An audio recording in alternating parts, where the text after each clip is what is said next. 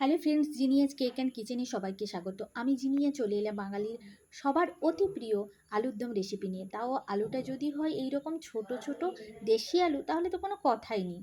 এবার বলি আমি কিভাবে রান্নাটা করলাম। প্রথমে আলুগুলোকে হাফ করে কেটে নুন দিয়ে কুকারে একটা সিটি দিয়ে নিয়েছি।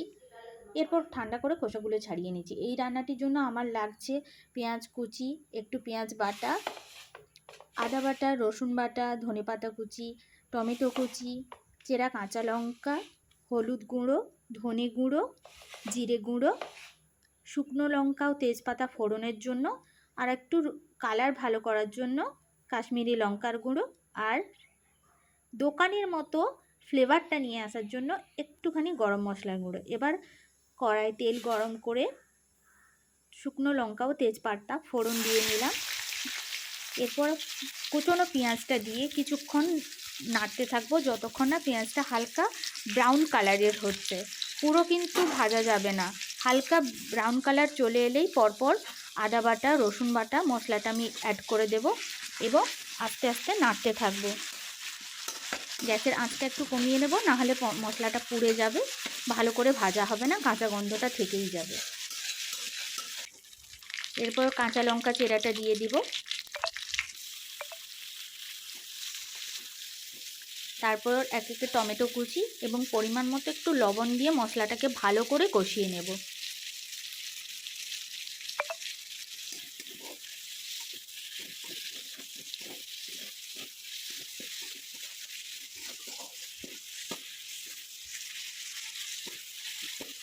টমেটোটা প্রায় গলে গলে এলে তারপরে একে একে শুকনো গুঁড়ো মশলাগুলো আমি অ্যাড করে নেব।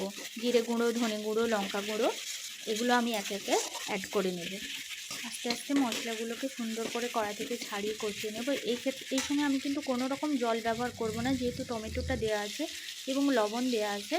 তো এমনিতেই মশলাটা ভালোভাবে কষানো হয়ে যাবে যদি গ্যাসের তাপটা কমানো থাকে। দেখো কি সুন্দরভাবে মশলাটা আমার কষানো হয়ে গেছে। এখনও পর্যন্ত একটু আমি জল অ্যাড করিনি। মশলাটা লবণ আর টমেটো দিতেই সুন্দরভাবে কষানো হয়ে গেছে। দেখতে পাচ্ছ কালারটাও খুব সুন্দর এসে গেছে।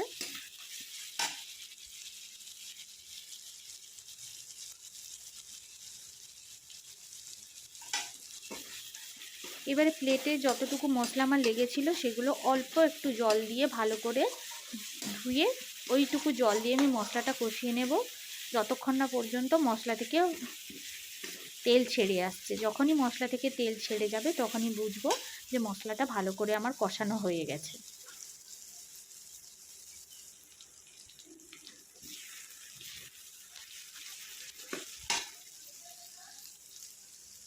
আমার মশলা কষানো হয়ে গেছে, দেখতেই পাচ্ছ মশলা থেকে আমার তেল ছেড়ে দিয়েছে। ওই মশলা ধোয়া জল, প্লেট ধোয়া জলটা আমি একটুখানি দিয়ে দিলাম যাতে মশলাটা আরও ভালোভাবে একটু কষানো হয়ে যায়।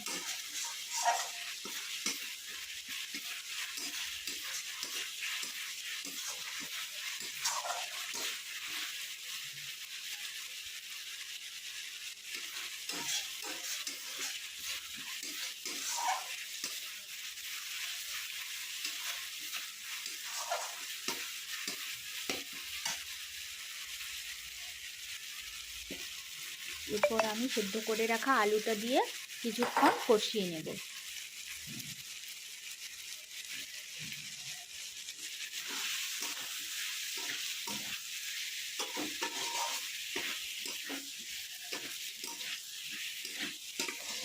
এই সময় গ্যাসের আঁচটা আমি একটুখানি বাড়িয়ে নেব, তবে ফুল করব না, নাহলে মশলাটা ধরে যেতে পারে নিচে। দেখো আমার মশলাটা কিন্তু একটুও ধরে যায়নি, খুব সুন্দরভাবে কষানো হয়েছে এবং আস্তে আস্তে একটা দারুণ স্মেল বেরোচ্ছিল।